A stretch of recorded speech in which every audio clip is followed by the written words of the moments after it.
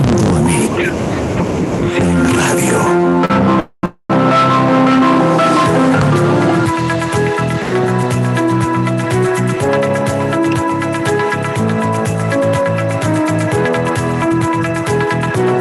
tardes, bienvenidos a este espacio de divulgación científica que hacemos desde la radio de la Universidad Tecnológica Indoamérica.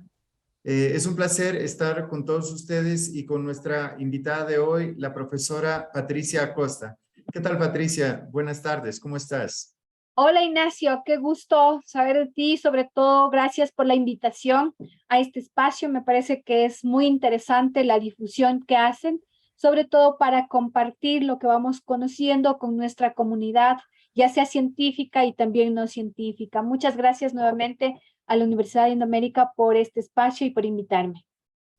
Pues es un placer, estimada Patricia, tenerla aquí. Es la primera vez en Indoamérica Investiga y esperemos que no sea ni mucho menos la última porque es una de las investigadoras de la Universidad de las Américas, UTLA, y además está vinculada a varios proyectos de investigación e inclusive a un proyecto que compartimos con nuestra universidad.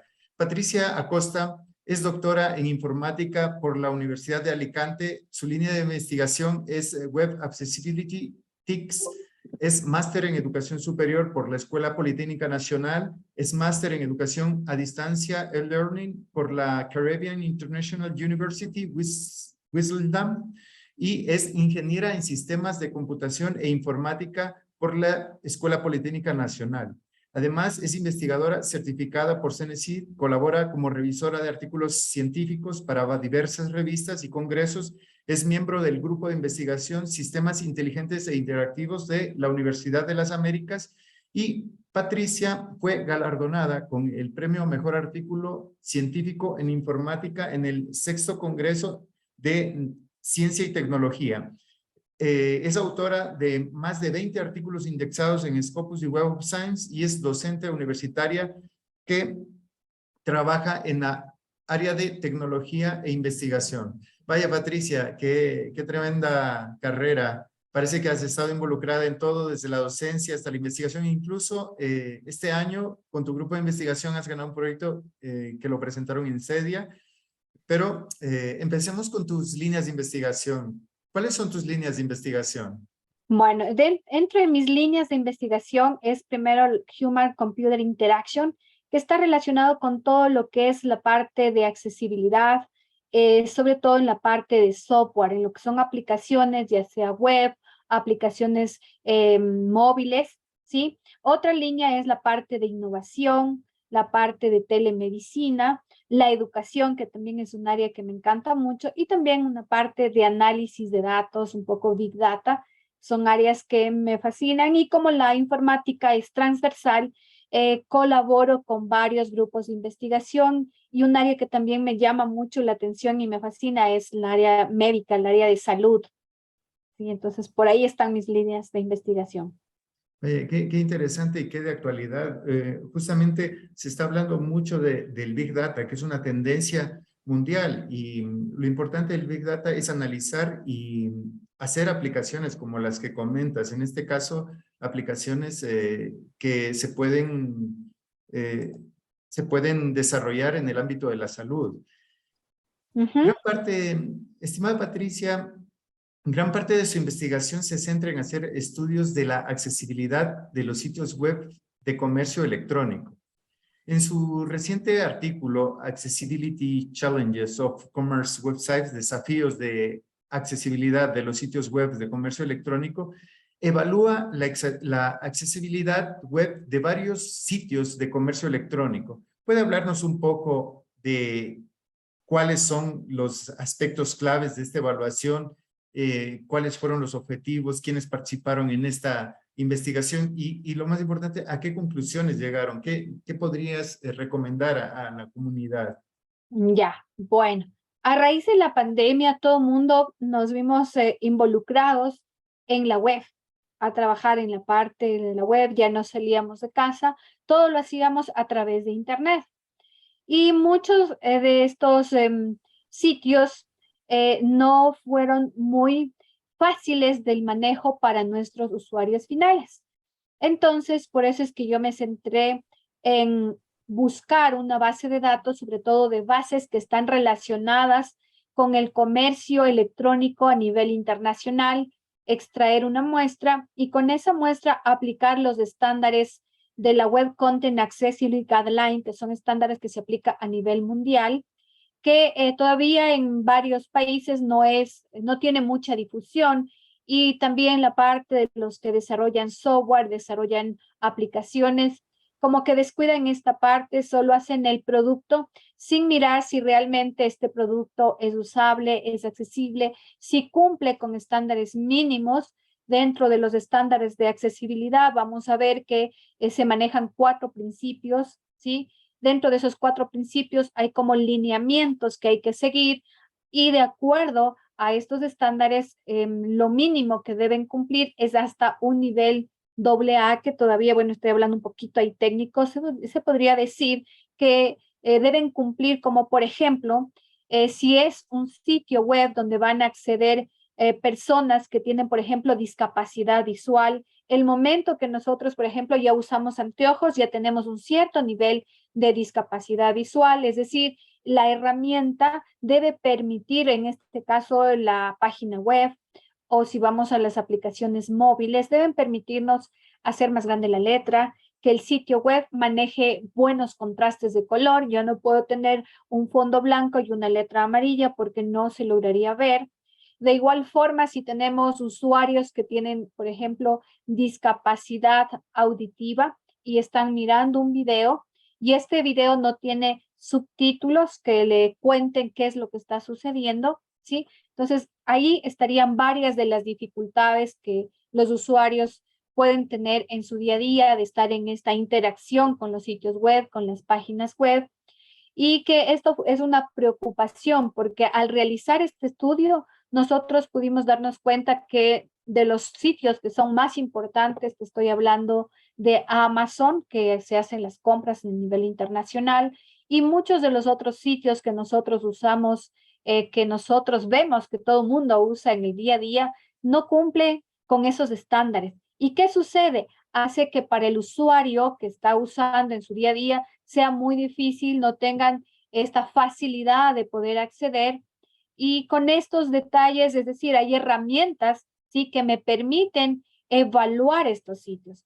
Previamente a seleccionar la herramienta, nosotros hicimos una investigación en conjunto con un colega también acá de la Indoamérica. Yanio es un colaborador en estos proyectos, también con otro colaborador, Luis Salvador, en el área de salud. También tenemos a María Belén, que nos han ayudado para, sobre todo, enfocar toda esta parte de discapacidad e ir relacionando cada problema que encontramos con estos estándares de accesibilidad, y darnos cuenta que al hacer ya el análisis de los datos nos dimos cuenta que algo que se descuida es uno de los principales problemas, que vendría a ser la parte de que en las imágenes, y hablando un poquito técnico, no están bien definidas las etiquetas.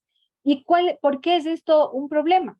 Porque hay veces que los usuarios que tienen discapacidad visual pueden usar los lectores de pantalla, y cuando no está bien definida estas etiquetas, estos labels, lo que va a hacer, no va a interpretar correctamente si esa imagen tiene algún significado dentro de ese contexto o solamente es decorativa. Entonces vimos que el mayor problema fue este de los enlaces rotos. También fue otro problema, que tú entras y luego le deja en nada al usuario que está navegando, ¿sí? Otro es la parte de los contrastes, y también una limitación es el idioma. Hay algunos de los sitios que en la mayoría están en inglés, varios usuarios tal vez pueden interpretar, pero no tienen esa facilidad de que tenga una forma de traducir en línea conforme sea la ubicación geográfica de donde se esté accediendo al sitio. Entonces, todo eso son parámetros que nosotros analizamos y nos dimos cuenta que es importante que las personas que realizan estos desarrollos de software no descuidemos, que tal vez para nosotros no es muy importante, pero sí para el resto de los usuarios, en especial para las personas que tienen niveles de discapacidad. Y también para nosotros, con el pase de los años, sí vamos disminuyendo nuestra parte visual y vamos a necesitar usar anteojos. Entonces debemos revisar que estos sitios cumplan al menos con los estándares mínimos de accesibilidad. Entonces, hacia allá fue el artículo que publicamos justo acá con mi colega Yanio, que también está acá acompañando. Sí, buenas tardes, estimado Yanio. Y te quiero presentar a Patricia Salerno y Yanio Hadán, que también te van a entrevistar. En realidad, lo que comentas es una parte bastante interesante. Es un proyecto que yo pienso que es muy útil y es una necesidad para las personas que antes eran invisibles, y de alguna manera estamos respetando y dándoles un poco de visibilidad y equilibrando fuerzas también, porque es algo como de justicia, ¿sabes? También de hacerlo, y la accesibilidad tiene que ser lógicamente para todos.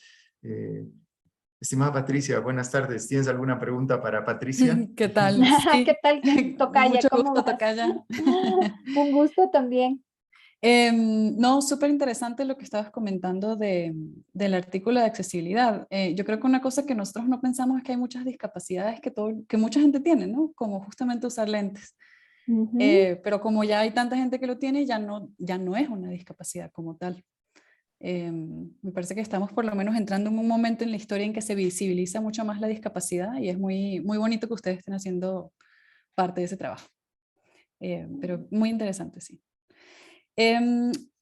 Profesora Patricia, vimos que con su equipo de investigación se ganó un proyecto de serie que se titula Plataforma Digital Accesible de Educación Terapéutica para Personas con Necesidades de Rehabilitación Respiratoria. ¿Cómo fue el trabajo de construir esa plataforma digital?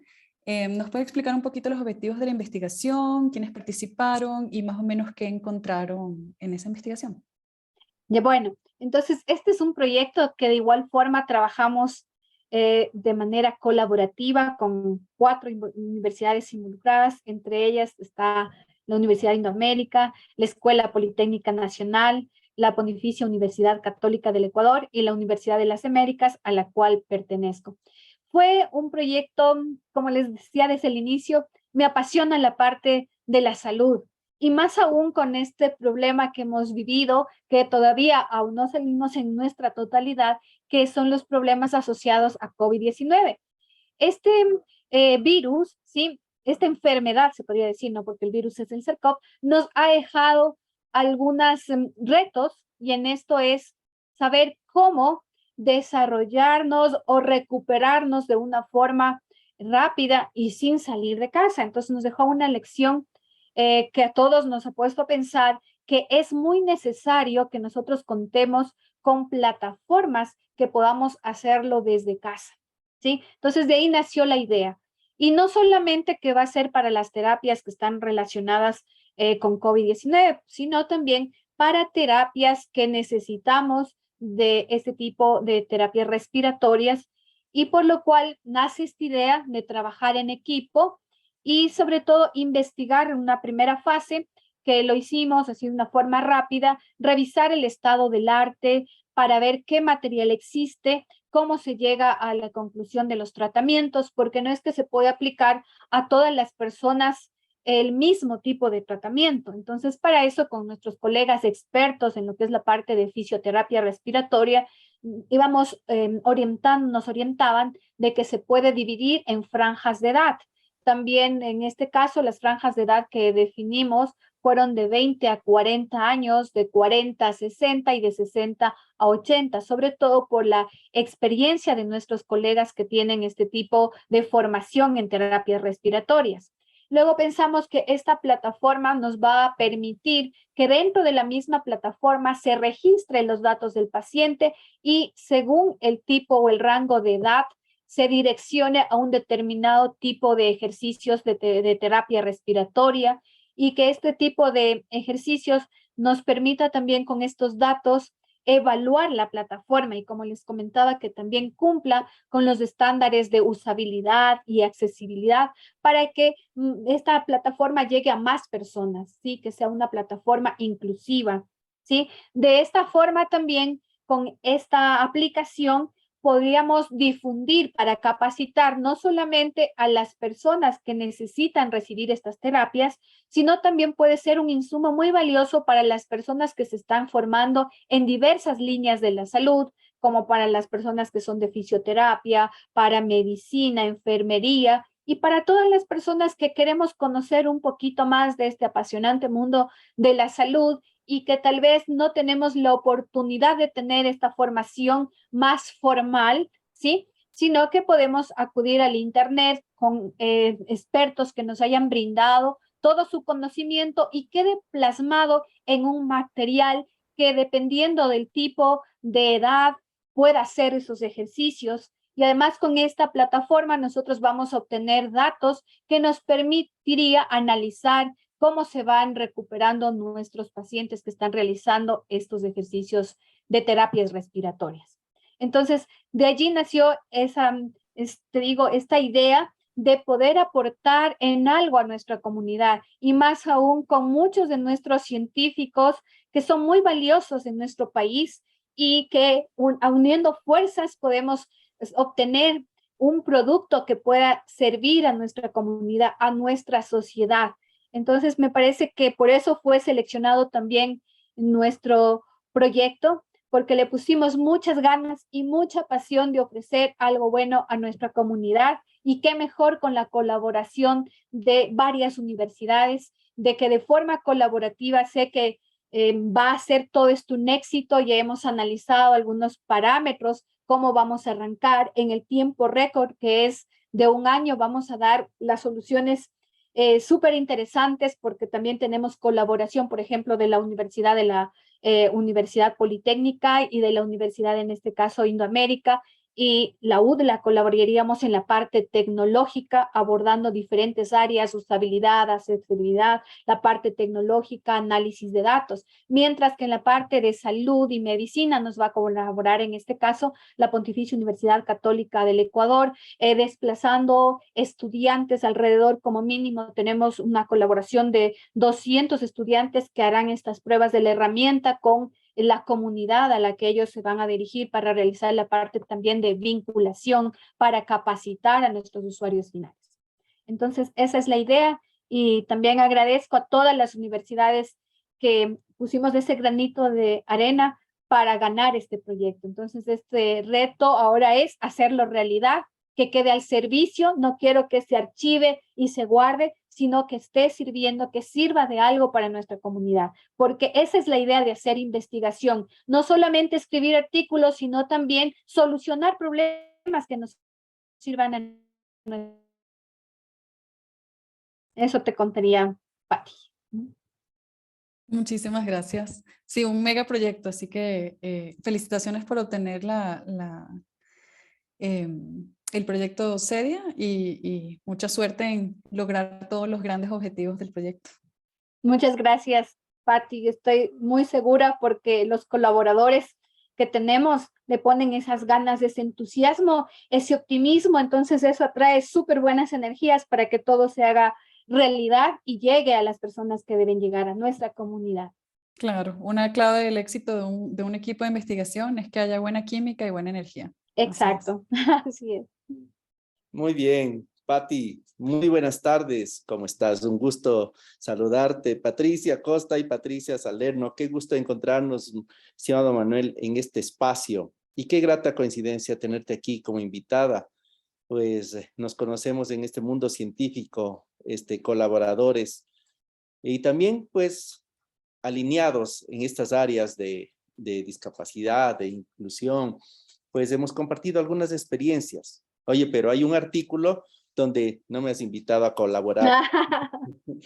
Y por eso quiero que me cuentes cómo fue que dice desafíos de la accesibilidad web en una aplicación de salud para predecir mortalidad neonatal, de SCORE bebé, que lo llamas.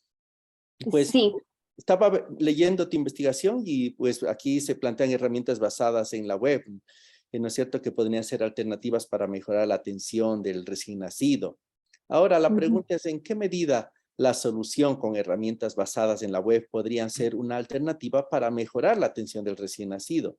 ¿O estas aplicaciones web deben tener estándares de accesibilidad o cuáles fueron las principales conclusiones a las que llegaron en esta investigación. Coméntanos, por favor. Mira, como te decía, siempre me ha gustado siempre lo que es la medicina y así, mira, me ponen en el camino médicos y fue justamente una colaboración, así en una conversación, porque me encanta conversar con las personas y me dice, hola Pati, yo estoy trabajando en tal área y estoy haciendo esta aplicación. Fue un proyecto que desde la Católica que ganaron en un proyecto con PNUD. Y yo le digo, ah, chévere, ¿puedo ver tus aplicaciones? Me dice, sí, chévere. Y digo, ay, ¿sabes que yo hago esta parte de accesibilidad? Y dice, ¿en serio? ¿Y cómo es eso? Porque ellos no consideraron esa parte. Como te decía al inicio, de los desarrolladores desarrollan todo lo que le pidamos, pero no consideran lo que está en necesidad para los usuarios finales, como es la usabilidad, la accesibilidad. Y ellos desarrollaron ya este producto que tenía que entregarlo para PNUD. Entonces yo le digo, si quieres, y él también es investigador, y me dice, claro, Pati, te invito a colaborar, es por eso que no te invité, porque ya fui invitada de los colegas de PUSE, y yo trabajé con ellos para solucionar sobre todo y dar mis recomendaciones, sobre todo basado en esta aplicación que era de Score Bebé, que es una aplicación que va a ayudar mucho, sobre todo a la salud desde que la mamá está embarazada hasta que el bebé adquiera su edad. ¿Por qué? Porque va a ser una plataforma en línea que también va a funcionar tipo app y que va a recolectar ciertos parámetros que van a ir haciendo ese seguimiento y sobre todo esto me va a permitir dar solución en lugares donde la parte de salud falta médicos, no llega todo lo que necesitamos y al menos va a tener una, como quien dice, una idea de cómo dar esta solución. Yo quisiera que a futuro,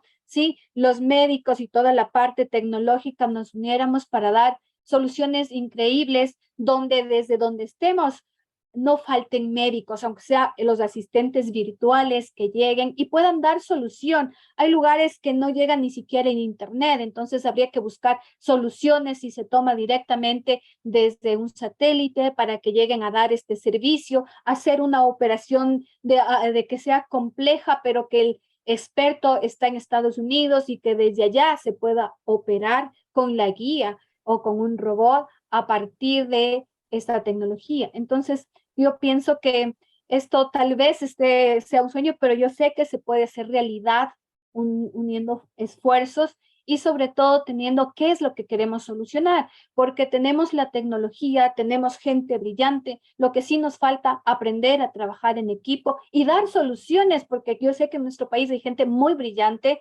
que hay incluso fuga de cerebros, se han ido a otros países, se han ido a estudiar allá y se han quedado. Y estamos perdiendo a esas personas que podrían, tal vez por falta de recursos, ¿sí? Pero no busquemos esa parte negativa, sino tratemos que con lo que tenemos, al menos dar soluciones, aunque sea pequeñitas, para poco a poco tener prototipos de lo que queremos solucionar y esos proyectos que sirvan para luego nosotros aprender a buscar fondos afuera y pedir inversiones que vengan acá a nuestro país y dar soluciones, sobre todo en el área de la salud, que está muy descuidada, yo diría, no solamente en nuestro país, sino a nivel de Latinoamérica, y que qué más con la conocimiento de expertos, de científicos, podríamos tener soluciones muy viables en esta parte de salud y también en educación. Es verdad, que la investigación no tenga ese impacto científico, pues con la calidad de publicaciones que se tienen, por la profundidad que existen, sino ese impacto social, de que esta investigación trascienda hacia la sociedad, se ha transferido el conocimiento. Muy bien, Patti, felicitaciones por esta investigación, pues que lleguen hacia las madres, hacia las familias que pueden sufrir de esta problemática con los niños para pues cuidarlos y prevenir con la investigación. Para eso es la investigación. Pues, y hoy quiero darle la bienvenida a Caro Orbe, que nos tiene una sección de curiosidades sobre estas temáticas que estamos hablando. Escuchémosle, por favor, y luego una pausa. Hola, bienvenidos una vez al programa. Buenas tardes con todos, deseando que su hogar se encuentre muy bien. El día de hoy hablaremos acerca de las redes neuronales artificiales. La inteligencia artificial y las redes neuronales van de la mano, así como la inteligencia natural está relacionada directamente con las redes neuronales del cerebro. Podemos señalar que las redes neuronales funcionan como un cerebro en las máquinas, las cuales procesan información para obtener un resultado. Hasta aquí creo que todos tenemos una idea de cómo funciona la neurona y la inteligencia. Digámoslo de esta manera. Las personas estamos dotadas de sensores naturales y me refiero al tacto, la nariz, la lengua y el oído. Estos nos permiten captar, percibir y sentir el mundo que nos rodea. Es decir, nuestros sentidos todo el tiempo están captando datos de nuestro ambiente y toda esa información es percibida y procesada por el cerebro gracias a nuestras redes neuronales naturales para finalmente dar una respuesta a datos o estímulos de todo aquello que ocurre en un tiempo muy breve. Y ustedes me van a preguntar, pero ¿cómo funciona? Por ejemplo, si vemos a un perro furioso corriendo hacia nosotros, nuestra vista y oídos, que son los sensores, captan la señal. El dato que hay como un perro furioso corriendo hacia nosotros es el dato de entrada. Estos datos de inmediato son procesados por nuestro cerebro, las redes neuronales, y de acuerdo a nuestros conocimientos, recuerdos o experiencias, nuestro cerebro manda una respuesta que puede ser la de peligro, la cual es la señal de salida. Para nosotros ejecutar una acción, correr, gritar, pedir ayuda, quedarse parado, etc. De manera similar ocurre con las redes neuronales artificiales. Pues bien, ¿qué son las redes neuronales? La teoría de las redes neuronales existe desde hace muchos años, alrededor de los años 60. No obstante, no teníamos las herramientas matemáticas necesarias para poder aplicar de forma práctica en nuestro mundo hasta hace unos pocos. El objetivo de esto es conocida en inglés como el Neuronal Networks. Es intentar simular el funcionamiento de nuestro cerebro para crear un modelo que sea capaz de actuar como una inteligencia. En pocas palabras, una red neuronal artificial es un modelo matemático formado por diversas operaciones que tiene como objetivo anular el comportamiento de nuestras neuronas para poder aprender a partir de la experiencia uno de los datos iniciales. Así, entonces, ¿cómo funcionan? Las redes neuronales artificiales funcionan de manera similar a las redes naturales. La información es captada por sensores, básicamente dispositivos electrónicos, que pueden ser cámaras, sensores, adaptadores de luz, audio, temperatura, presión, etc.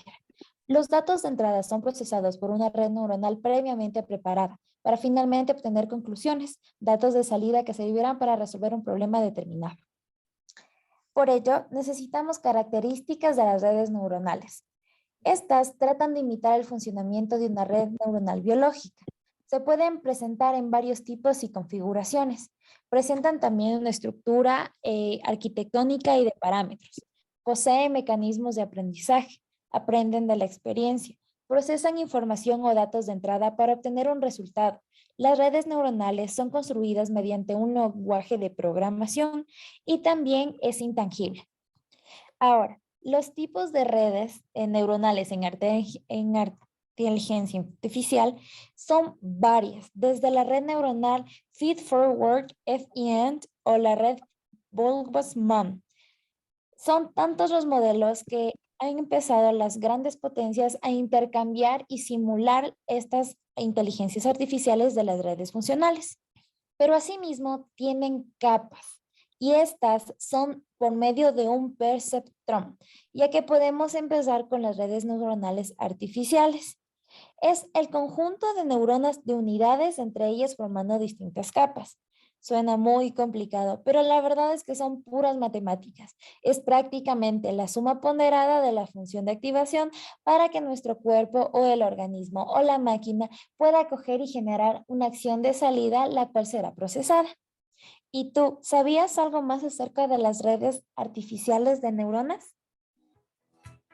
Muy interesante, Caro, acerca de las redes neuronales, las redes, la inteligencia artificial, pues, y bueno, Patti también investiga en ese término, pues, inteligencia artificial y también la parte de inclusión y desarrollo de tecnologías basadas en esta tecnología.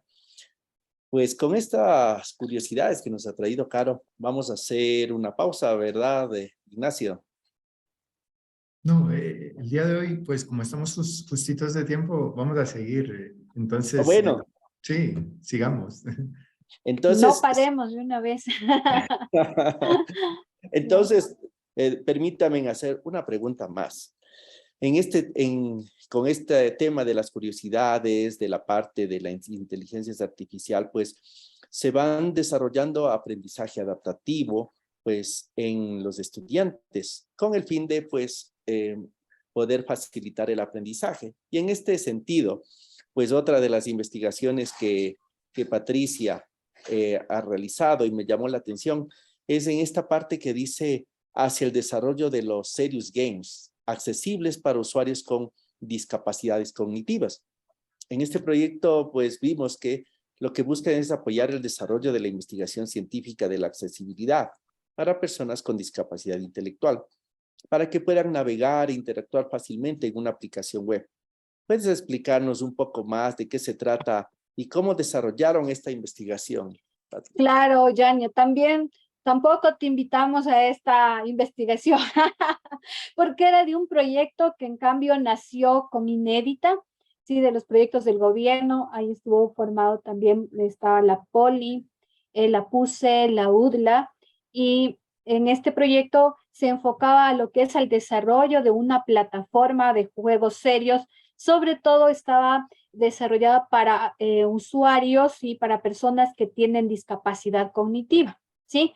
Y allí nosotros, con todo el equipo de desarrollo, en este caso, la parte de estudios de discapacidad cognitiva, de esta parte de estudios, y también hay unos test, unas entrevistas que se realizaban previamente para levantar la información, lo realizó la Católica, la parte de desarrollo tecnológico realizaron también en la Poli, y la parte de usabilidad y accesibilidad estuvo a cargo de la UDLA. Entonces se desarrolló esta plataforma, te pongo un ejemplo, había varios juegos, sobre todo para que las personas que tienen discapacidad cognitiva puedan ser incluidas en el trabajo. Y para esto, por ejemplo, el estudio y el caso de estudio se lo aplicó en la Fundación FINE, ¿sí? Que allí ellos tienen la panadería, ¿sí? Y para que un usuario, una persona que tiene de discapacidad cognitiva, aprenda todo este proceso, ¿sí? Se lo entrenó más o menos utilizando, jugando en la plataforma de cómo debía ser el pan, ¿sí?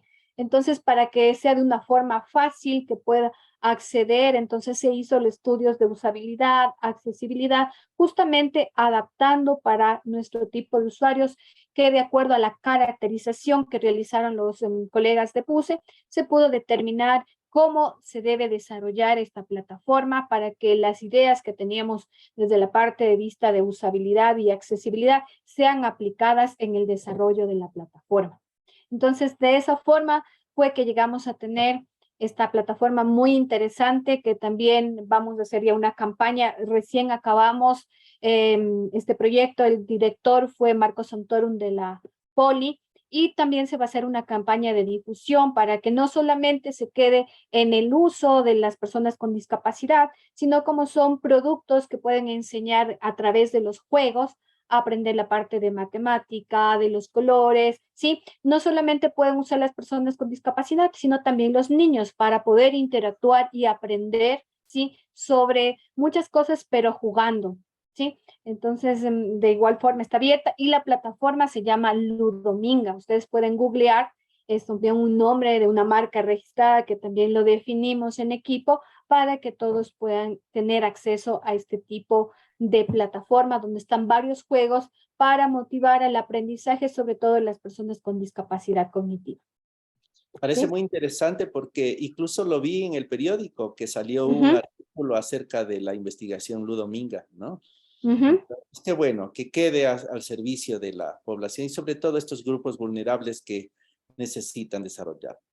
Por mi parte, felicitarte, Pati, por todas estas investigaciones que tú realizas con todo el equipo, pues, y que cada vez se abran estas puertas para seguir colaborando en beneficio de esta población. Así que voy a dar paso ahora a Patricia Salerno. Gracias, Gracias, Yania. Las tocallas hasta hablamos a la misma vez, ¿no? Estamos sincronizadas. Claro, claro. Em, Profesora Patricia, entre sus publicaciones hay un artículo que se llama Hacia la accesibilidad e inclusión de aplicaciones móviles nativas disponibles para Ecuador en Google Play Store. Entonces, parecido al otro proyecto que nos estaba hablando, este proyecto se propone evaluar el nivel de cumplimiento de los requisitos de accesibilidad de las aplicaciones móviles Android nativas más populares del Ecuador. ¿Nos puede hablar un poquito de este proyecto, de cuáles fueron los principales resultados y conclusiones y también cómo se complementa o cómo se diferencia del otro proyecto web? Ya, bueno, entonces cuando nosotros hacemos análisis de la accesibilidad, yo les comentaba, podemos aplicar a la parte web con ciertas herramientas. Hay incluso herramientas que no, se podría decir, identifican estos problemas y que necesariamente también hay que combinar con un método manual. Entonces ahí estaríamos hablando también de métodos combinados. Ahora, dentro de lo que son las aplicaciones móviles, ¿sí? No tenemos más que una sola herramienta y solamente si lo hablamos de Android, por eso lo hicimos para las aplicaciones que yo he visto que la mayoría de usuarios tienen dispositivos Android y por eso tomamos de la tienda de Google Play Store. ¿Por qué disponibles en Ecuador? Porque para poder evaluar estas herramientas siempre se basan en lo que es la geolocalización. Va a haber algunas herramientas aquí en Ecuador, en Costa Rica tal vez habrá otras y va a variar mucho de dónde se esté usando estas aplicaciones. Entonces, este fue de un proyecto que realizamos con mis estudiantes, ¿sí? Por eso ahí tampoco creo que estaba Yanio.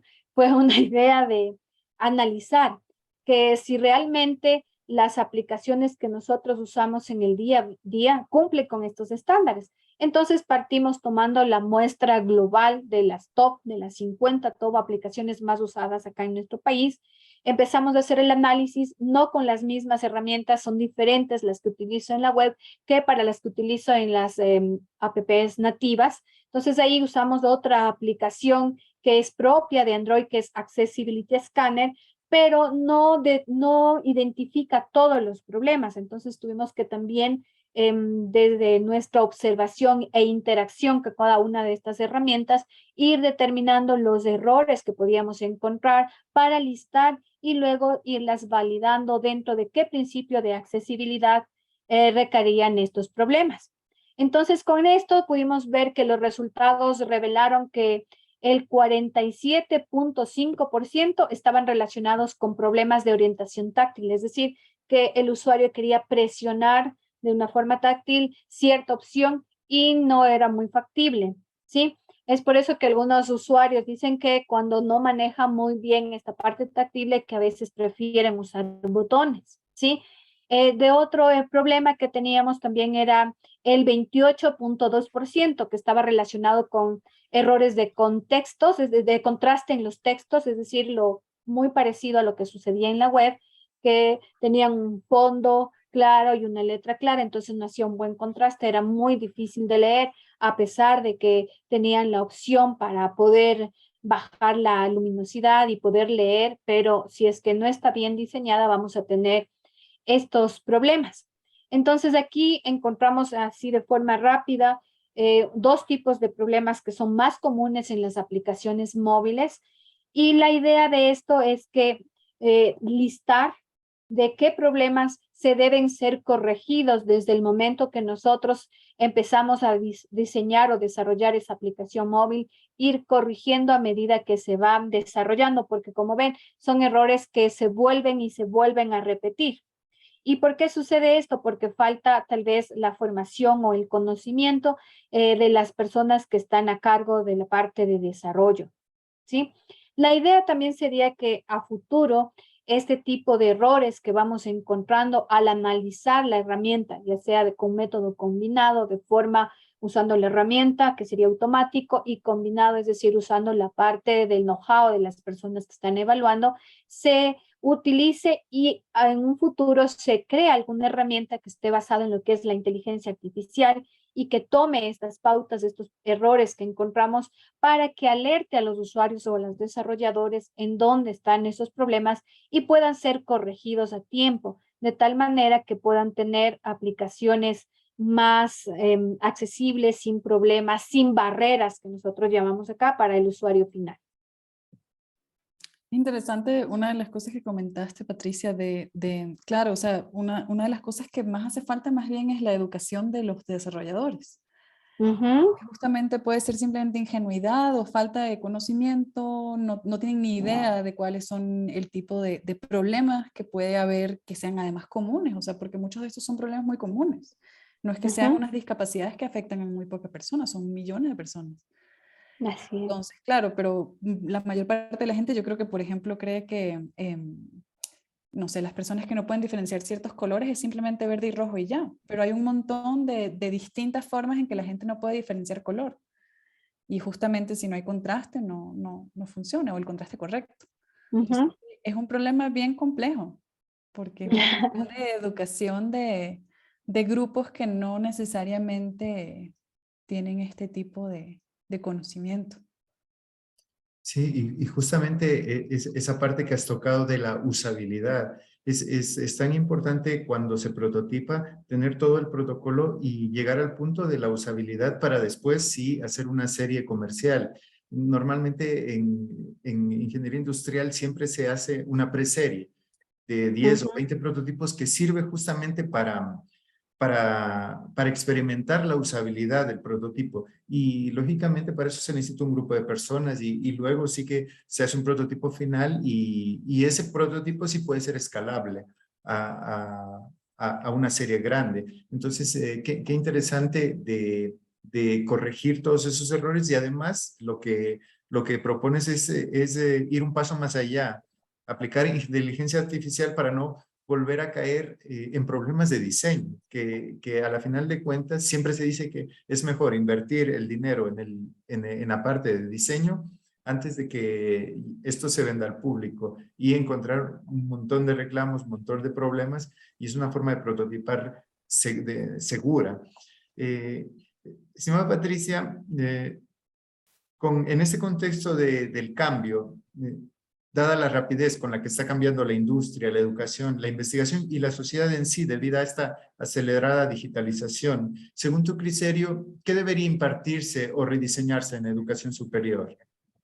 bueno, yo pienso que ya esta formación, por ejemplo, desde la parte de los desarrolladores que siguen ingeniería de software, se debe reforzar más los últimos, se podría decir que está desarrollado en cada línea, reformular tal vez e implementar una maestría. Es por eso que también les comento, ¿no? Para la comunidad que nos está escuchando, nosotros diseñamos la única maestría que en Ecuador, que es, por ejemplo, la maestría en experiencia de usuario, que justamente es nueva acá en nuestro país. Yo podría decir que es la única que hay acá. Esta hay en otras universidades, sobre todo en Europa. ¿Por qué?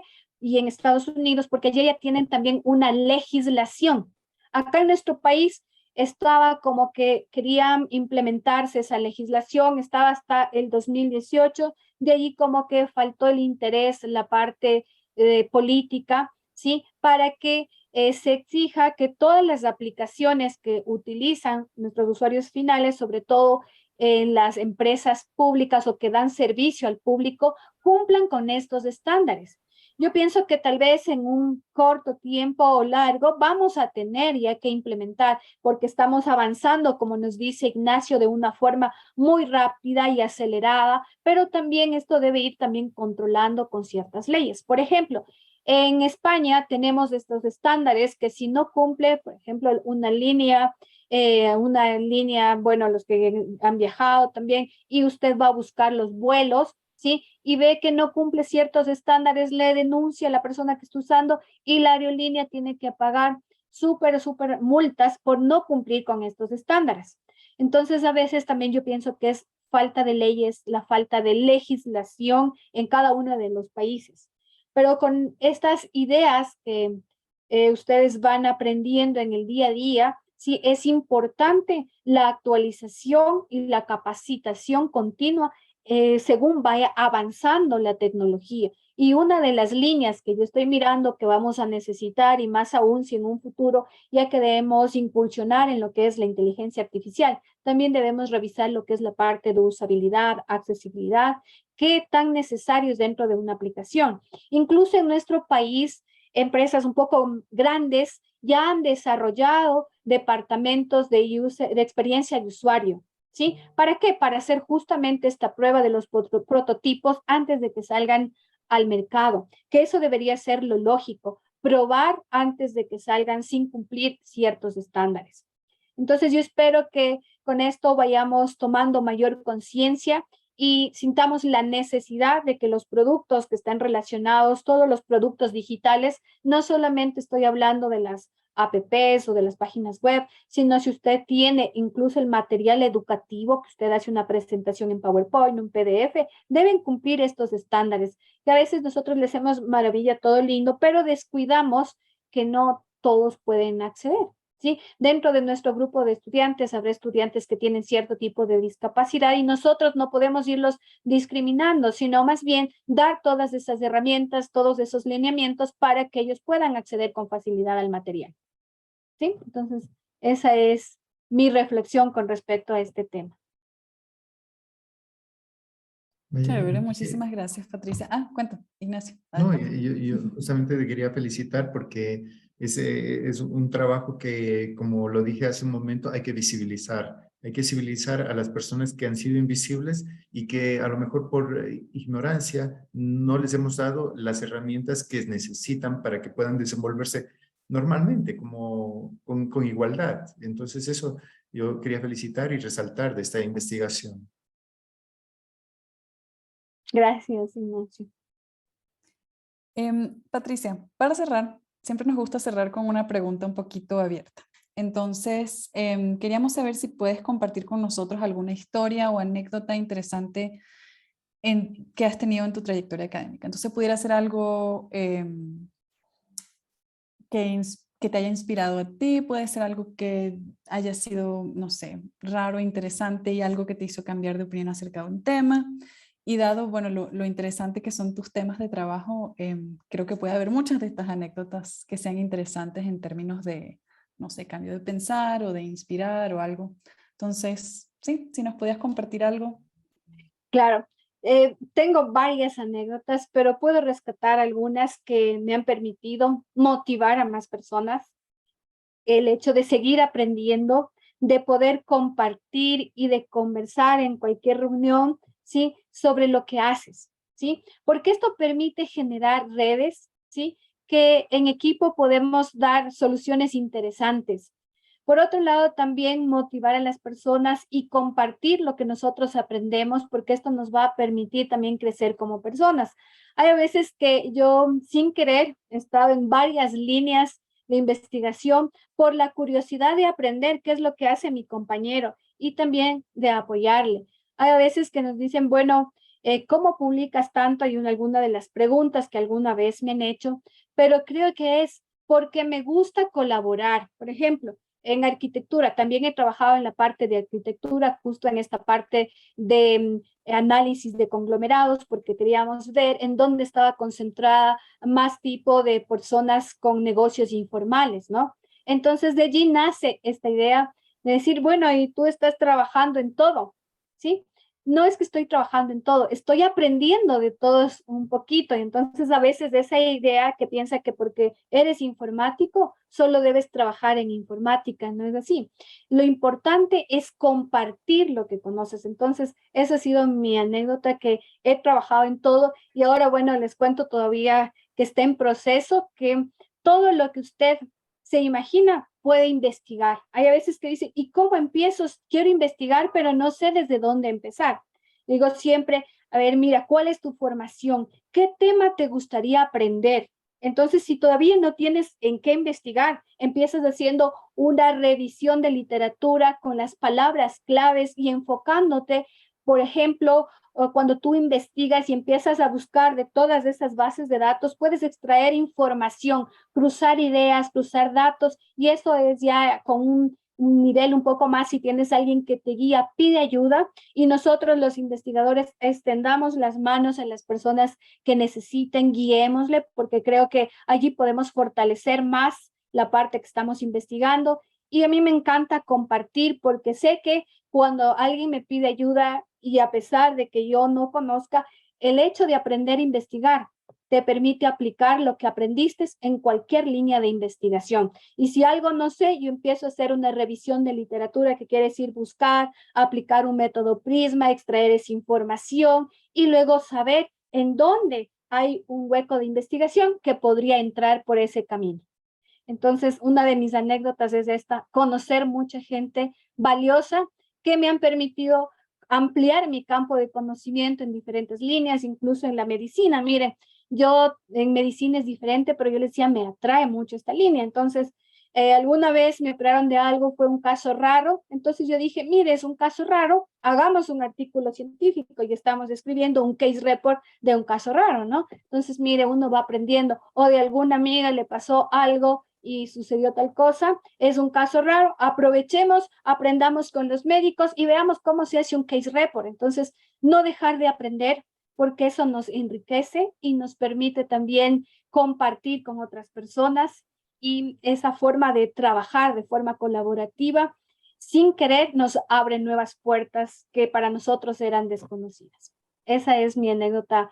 La investigación también me ha permitido viajar mucho, porque cuando tú investigas, participas en congresos donde haces muchos contactos y además de compartir tu conocimiento, te permite conocer nuevas culturas.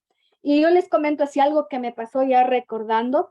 Una vez me tocó viajar justamente a Turquía y justo estaban en estos problemas de que era muy crítico viajar, ¿no es cierto? Pero yo quería ir, insistí, me decían, pero ¿cómo? Si sabes que están allá, te puedes morir. Yo decía, no, yo creo que todavía no me ha llegado la hora, entonces me arriesgué a viajar y van a creer que fue un viaje increíble, que tal vez si yo no iba, no conocía, que sin querer también allá apliqué el lenguaje de señas. ¿Por qué? Porque allá en Turquía no hablan inglés, ¿sí?